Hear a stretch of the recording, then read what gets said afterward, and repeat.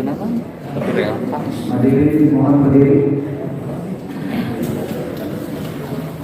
Oh, kan kita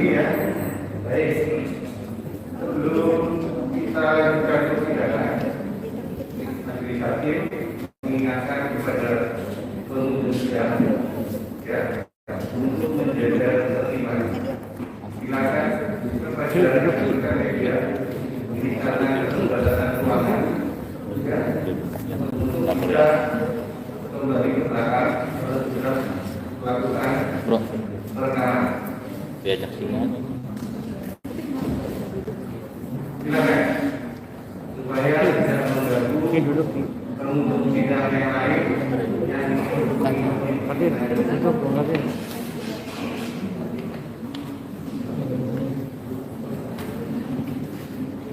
Kan gitu.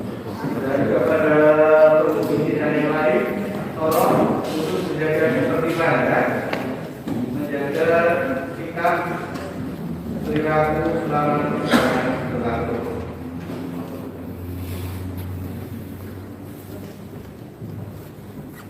Sudah bisa dilanjutkan ini? Bisa ya? Baik. Kepada tim penasihat hukum terkait kekurangan administrasi kemarin surat kuasa yang tambahan belum didapatkan atau sudah didapatkan? Sudah ya. Serta fotokopi berita itu, fotokopi berita acara sumpah dan KTA.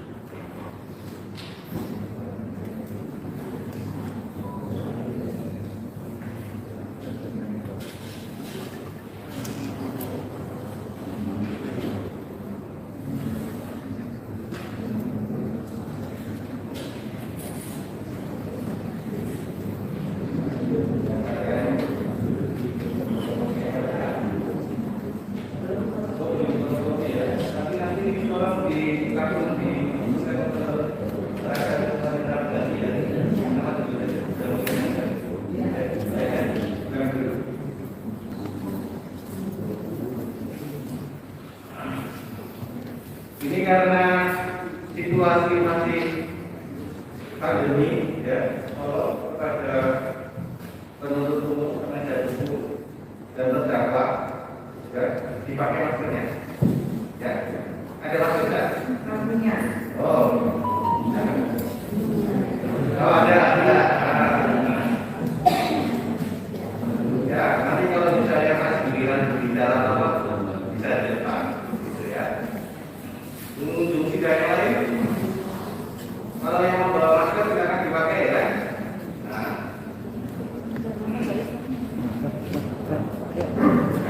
sudah kelihatan ya. Baik, kita lanjutkan untuk beda sidang hari ini, ya, mendengarkan tanggapan penuntut umum atas nota keberatan atau eksepsi dari penasihat hukum maupun terdakwa. Apa sudah siap bacakan hari ini? Siap ya. Tolong yang berkaitan yang fotokopian dan keterangan lebih dulu. Jadi untuk tanggapan ini kepada terdakwa masing-masing itu sudah dijadikan satu. Silakan.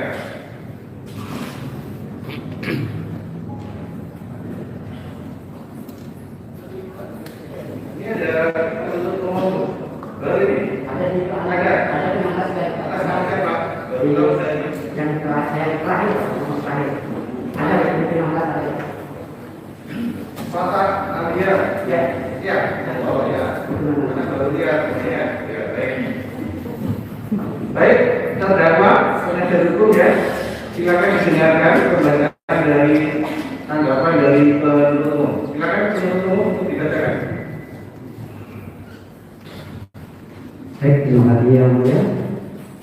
Berdasarkan kebenaran terdalam tanggapan jaksa penuntut umum atas gugatan eksepsi tim penasihat hukum dalam perkara tindak pidana atas nama terdakwa Nikita Mirjani binti almarhum Mawati. Satu, pendahuluan yang mulia hakim yang terhormat tim penasihat hukum yang kami hormati, penghuni sidang yang kami hormati.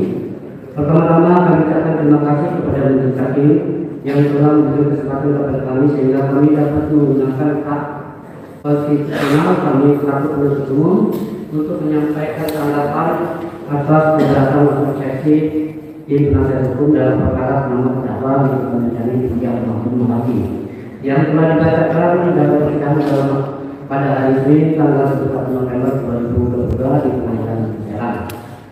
Pada kesempatan ini kami juga menyampaikan permasalahan kepada tim penasihat hukum yang telah menyampaikan keberatan atas eksepsi terhadap surat dakwaan yang telah kami bacakan pada persidangan pada Senin tanggal 14 November 2022. Kami menyadari bahwa apapun yang disampaikan oleh tim penasihat hukum adalah dalam rangka serta menegakkan hukum dalam penanganan perkara ini. Semoga Tuhan Yang Maha Esa menganugerahkan hikmah dan hidayahnya kepada kita sekalian sehingga perkara ini dapat diselesaikan dengan baik, tuntas dan benar demi memelihara keadilan masyarakat. Dalam lingkup eksepsi menurut UHAP dan praktek peradilan. Yang mulia majelis hakim yang terhormat tim penasihat hukum yang kami hormati, belum sidang dan kami hormati. Bahwa sebelum penuntut umum memberikan tanggapan atas keberatan eksepsi tim penasihat hukum dalam perkara nama terdakwa Nikita Mirjani binti almarhum Mawati guna mempermudah tanggapan kami, maka perlu kiranya kami memaparkan terlebih dahulu mengenai keberatan eksepsi menurut UHAP dan praktek peradilan dapat disebutkan sebagai berikut. 1. Syarat-syarat keberatan atau eksepsi Undang-Undang Nomor 8 Tahun 1981 tentang UHAP secara pasal 156 ayat 1 menyebutkan dalam hal terdakwa atau penasihat hukum mengajukan keberatan bahwa pengadilan tidak berwenang mengadili perkara atau perkaranya atau terdakwa tidak dapat atau dakwaan tidak dapat diterima atau dakwaan harus dibatalkan, maka setelah itu kesempatan kepada penuntut umum untuk menyampaikan pendapatnya. Hakim mempertimbangkan keberatan tersebut untuk selanjutnya mengambil keputusan. Menurut Mr. H.M. Tirta Mirja, eksepsi adalah alat pembelaan yang maksud untuk menghindarkan keputusan tentang pokok perkara. Hukum proses penanganan perkara pidana oleh Undang-Undang tahun 1992 halaman 382. Dari rumusan pasal 156 ayat 1 KUHP tersebut dapat diketahui bahwa terhadap suatu surat dakwaan dapat diajukan keberatan oleh terdakwa atau penasihat hukum dan dari keberatan tersebut penuntut umum memberikan pendapat. Kemudian hakim mengambil keputusan. Rumusan pasal 156 ayat 1 KUHP tersebut juga limitatif telah ditentukan mengenai materi yang boleh diajukan dalam perkara, yaitu 1. Pengadilan tidak perlu menangani perkaranya. Dakwaan tidak dapat diterima, surat dakwaan harus dibatalkan. Bahwa sebagai konsekuensi juridis dari ketentuan pasal 156 ayat 1 KUHP tersebut, maka di luar 3 hal atau materi keberatan seperti tersebut dapat tidak seharusnya diajukan dalam keberatan. Dan untuk memperjelas mengenai lingkup 3 hal atau materi keberatan tersebut di atas berikut diuraikan hal apa saja yang menjadi ruang untuk ketiga hal tersebut sebagai berikut. 1. Pengadilan tidak perlu menangani perkaranya. Mengenai pengadilan tidak perlu menangani perkaranya, hal ini meliputi baik kompetensi absolut maupun kompetensi relatif. 2. Dakwaan tidak dapat terima. Lingkup mengenai keberatan ini haruslah berisi bahwa surat dakwaan yang diajukan jaksa penuntut umum terhadap terdakwa tidak tepat baik mengenai dasar hukum ataupun tataran dakwaan gugatan ini mencakup hal-hal berikut. Apa yang dilakukan kepada terdakwa bukan tindak pidana kejahatan ataupun pelanggaran. Apa yang dilakukan kepada terdakwa telah atau pernah diputus dan telah diputuskan kepada yang tuntutan. Apa yang dilakukan kepada terdakwa telah berlaku atau kedaulatan. Apa yang dilakukan kepada terdakwa tidak sesuai dengan tindak pidana yang dilakukan. Apa yang dilakukan kepada terdakwa adalah tindak pidana aduan. Tidak, surat dakwaan harus dibatalkan. Mengenai surat dakwaan harus dibatalkan, alasan yang dapat diajukan gugatan adalah surat dakwaan yang baru penuntut umum tidak memenuhi syarat formil maupun material sebagaimana dimaksud dalam ketentuan pasal 123 ayat 2 dan ayat 3 KUHP, yaitu tidak lengkap atau salah tentang identitas terdakwa dan uraian perbuatan terdakwa tidak jelas, tidak lengkap dan tidak cermat. Oleh karena persoalan materi eksepsi tersebut ialah eksepsi hanya dapat ditentukan terhadap dakwaan atau kewenangan pengadilan. Jadi dengan demikian eksepsi hanya boleh diajukan terhadap hal-hal yang bersifat konsensual. Eksepsi tidak diperkenankan menyentuh materi perkara yang akan diperiksa dalam sidang pengadilan yang bersangkutan. Dengan perkataan lain, eksepsi hanya ditujukan kepada aspek formil yang berkaitan dengan penuntutan atau pemeriksaan perkara tersebut oleh pengadilan, sedangkan aspek material perkara tersebut tidak berada dalam bentuk eksepsi. Ditinjau dari segi materi dan alasan suatu eksepsi, dikenal bentuk-bentuk eksepsi sebagai disebut exceptio obscurable. Bahwa untuk eksepsi ini adalah eksepsi obscurable yang seharusnya didukung oleh ketentuan keputusan peraturan perundang-undangan, jurisprudensi dan doktrin. Eksepsi yang hanya didasarkan pada kajian yang bersifat logika tanpa hitungan kajian ini yang tajam dan akurat adalah tindakan yang kurang benar. Seyogyanya bila hendak mengkualifikasi suatu surat dakwaan sebagai dakwaan yang obscurable, kalau bersama-sama kualifikasi itu harus berdasarkan pada tolak ukur atau kriteria yang seharusnya dipenuhi agar suatu dakwaan yang dapat dipandang sebagai dakwaan yang sangat jelas dan lengkap. Dengan demikian, apabila tolak ukur kriteria tersebut tidak terpenuhi, maka dakwaan yang demikian itulah yang dapat dikualifikasi sebagai dakwaan yang obscurable. Agar dakwaan dapat dikualifikasikan sebagai dakwaan yang obscurable, sudah tentu kita harus beranjak dari kajian terhadap tolak ukur dan kriteria yang diberikan dalam ketentuan undang-undang, jurisprudensi dan pendapat para pakar hukum pidana acara pidana tentang bagaimana ukuran yang dipergunakan agar suatu dakwaan dapat dipandang sebagai dakwaan yang cermat juga lengkap. Sebagai contoh dakwaan pencurian yang tidak menjelaskan barang apa yang dicuri maupun status kepemilikan barang dimaksud. Agar uraian tindak pidana yang didakwakan itu memenuhi syarat material sebagaimana disebutkan dalam pasal 143 disyaratkan sebagai berikut: A.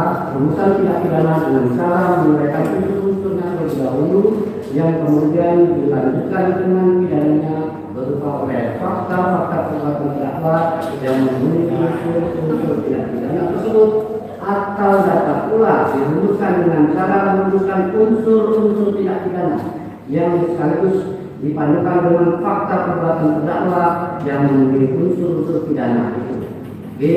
Uraian tindak pidana secara sistematis dan kronologis sehingga dari uraian itu tergambar komponen-komponen satu, siapakah yang dihadapkan sebagai terdakwa dalam perkara ini.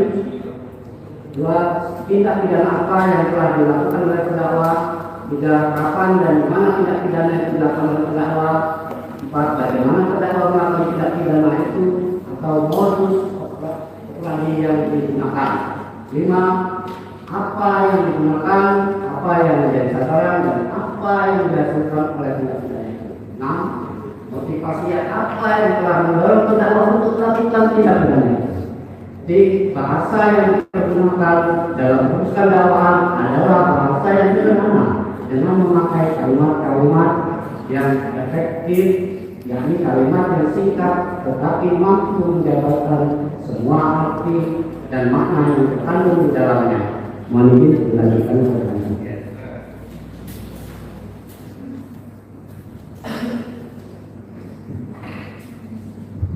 Quindi esensioni di classe atau non di sini itu bentuk ini dasar alasan keberatan yang diajukan oleh terdakwa penasihat hukumnya adalah ini itu sebagaimana dimaksud pasal 76 KUHP, yakni karena perkara sebelumnya telah diputus oleh pengadilan dan putusan itu telah memperoleh kekuatan hukum yang tetap.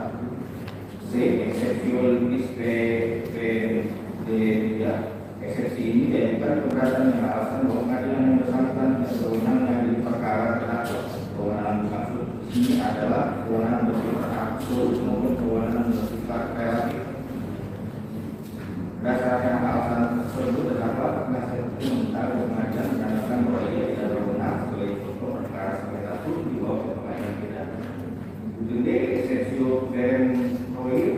Bentuk eksepsi ini yaitu tiada kewenangan pemerintah atau punya wewenang untuk menuntut dalam perkara tersebut sebagaimana dalam pengadilan, karena tidak ada pengadilan atau pengadilan yang diajukan melainkan kembali oleh yang berhak.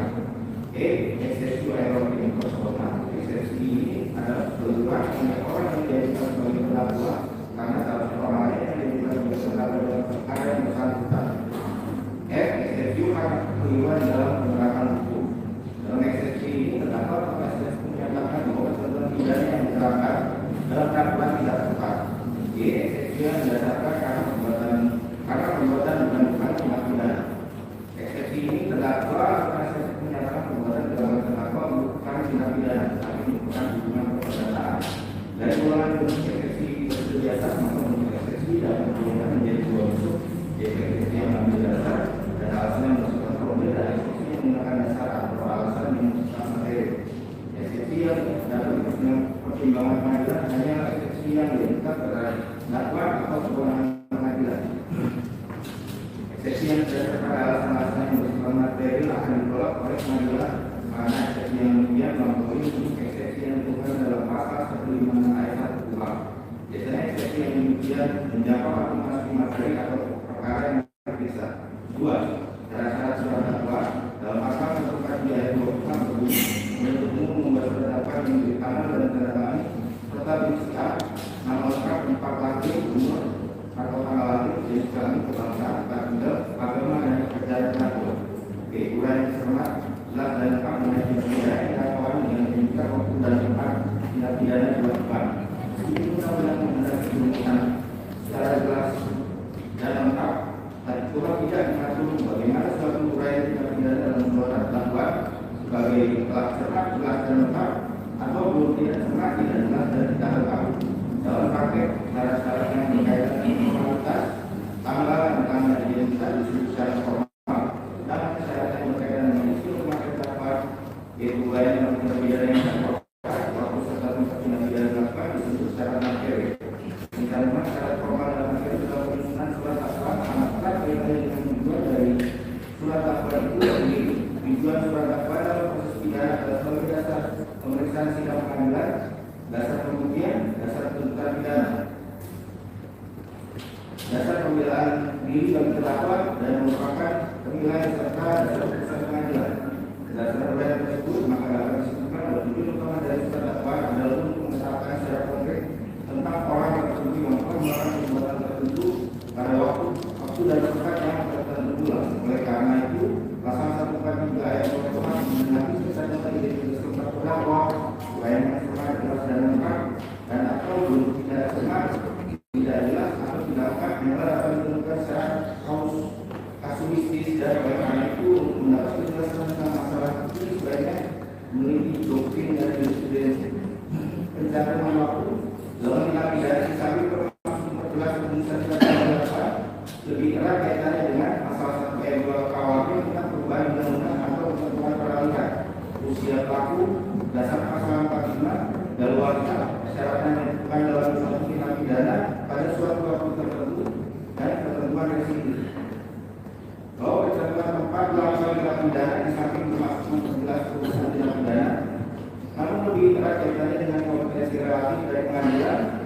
8 Hukum Pidana Indonesia, persyaratannya jika dalam suatu tindak pidana pada suatu tempat tertentu, kewenangan oleh penuntut umum dan teori-teori bukti tempat terjadi tindak pidana. Bahwa hasil rakernas Mahkamah Agung tanggal 19 sebenarnya ketentuan pasal 1 ayat 2 kuhap, Mahkamah Agung memberikan petunjuk bahwa maksud pasal 1 ayat 2 kuhap yang kali ukuran secara jelas, secara cepat, jelas dan lengkap mengenai tindak pidana yang terdakwa adalah bahwa dalam terdakwa itu harus unsur apa sebenarnya yang dilakukan oleh terdakwa yang memenuhi unsur delik yang terdakwa, sehingga tidak cukup hanya menyebutkan unsur deliknya saja. Berdasarkan pemahaman di atas dan melakukan menurut pasal 156 kuhap dan praktik peradilan di peradilan pidana yang tidak terdapat alasan untuk menyatakan pengadilan tidak berwenang menangani perkara karena perbuatan terdakwa bukan ruang pidana. 2. Dakwaan penuntut umum tidak dapat diterima dan juga dalam dakwaan harus mengatakan atau dakwaan batal demi hukum. Karena dakwaan yang telah kami bacakan pada persidangan hari Senin tanggal 4 tanggal 14 November 2022 yang lalu sudah memenuhi syarat baik formil maupun material sesuai ketentuan kuhap dan praktik peradilan pidana di Indonesia. Meskipun demikian, Dinas Kejaksaan ini memberikan pemahaman yang sama terhadap terkait dengan perkara yang dilakukan pada tanggal 14 November tersebut. Kami akan menanggapi keberatan-keberatan yang disampaikan oleh penasihat hukum sehingga tidak ada sekali kita beragama untuk melanjutkan pemeriksaan perkara untuk memasuki materi perkara. Izin melanjutkan semuanya. 3. Pendapat atas keberatan eksepsi tim penasihat hukum. Terlebih dahulu kami penuntut umum menyatakan bahwa kami menyangkal segala sesuatu yang dikemukakan oleh tim penasihat hukum terdakwa jika menjadi binti Almarhumawati dan eksepsi yang dilakukan pada Senin tanggal 21 November 2022. Setelah diuraikan oleh maksud dan bahasan kamu dalam lingkup pasal 156 ayat 1 kuhap menegaskan secara simak materi keberatan dan sampai oleh tim penasihat hukum secara garis besar pada pokoknya menyangkut a. Bahwa pengadilan negeri Serang tidak berwenang secara absolut kompetensi kewenangan absolut dalam memeriksa, mengadili dan memutus perkara hukum yang berwenang adalah Dewan Pers sesuai Undang-Undang Nomor 40 Tahun 1999 tentang Pers.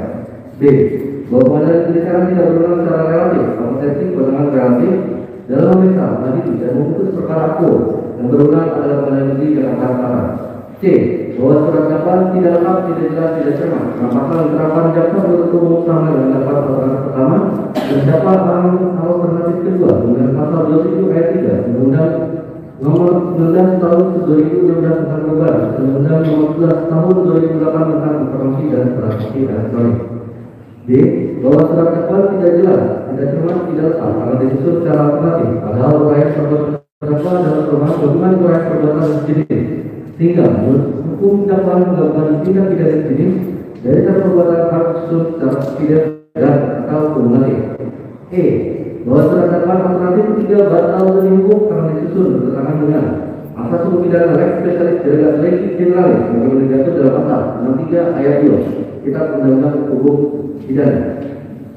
F. Bahwa surat dakwaan harus dibatalkan atau batal demi hukum karena disusun secara tidak cermat, tidak jelas, tidak lengkap. Yang penuntut umum tidak menguraikan bagaimana bentuk perumusan dari perbuatan yang dilakukan berdasarkan kita yang besar di sisi almarhumawati terhadap korban hingga mengakibatkan korban dengan kerugian sebesar Rp17.500.000.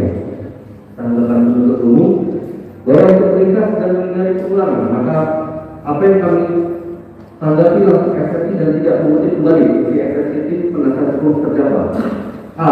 Bahwa terdakwa terkait hal tersebut penuntut umum seharusnya sudah terlihat apabila penasihat hukum mencermati keputusan bersama Menteri Komunikasi dan Informatika Republik Indonesia, Jaksa Agung Republik Indonesia, dan Kepala Kepolisian Negara Republik Indonesia nomor 229 tahun 2021, nomor 154 tahun 2021, dan nomor KB _2 _6 Romawi _2021 tentang pedoman implementasi atas pasal tersebut dalam Undang-Undang Nomor 11 tahun 2008 tentang informasi dan transaksi elektronik. Bagaimana juga Undang-Undang Nomor 19 tahun 2016 tentang perubahan atas Undang-Undang Nomor 11 tahun 2008 tentang informasi dan transaksi elektronik. pada tanggal 23 Juli 2021. Maka poin lain tidak diterangkan secara jelas di dalam keputusan dimaksud pada uraian pasal 27 ayat 3 pedoman implementasi huruf I. Tetapi jika wartawan secara pribadi mengumumkan tulisan pribadinya di media sosial atau internet, maka tetap berlaku Undang-Undang ITE termasuk pasal 2 ayat 3 yang tersebut penuntut umum tidak perlu menjalankan lebih lanjut komunikasi hal tersebut terhadap kebenaran pertama. Oleh sebab itu, eksepsi terhadap kewenangan mengadili secara absolut harus ditolak karena perkara berat termasuk ke dalam hukum pidana. B. Bahwa terhadap poin B, mengenai apa yang diamankan oleh undang-undang hubungan dengan kompetensi relasi. Padahal penasihat hukum telah memaparkan pula mengenai teori akibat terjadinya tindak pidana dan tersebut dibenarkan oleh undang-undang. Bagaimana tadi dalam pasal 84 kuhap dan kira tidak perlu menjadi perdebatan karena pasal 84 kuhap telah mengakomodir hal tersebut dan pengadilan negeri secara memiliki kompetensi untuk memeriksa dan mengadili perkara ini. C.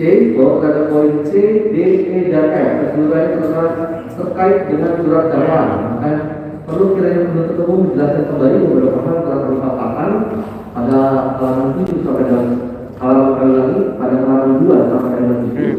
Bahwa salah satu sebagaimana disebut dalam peraturan ayat 24 bicarakan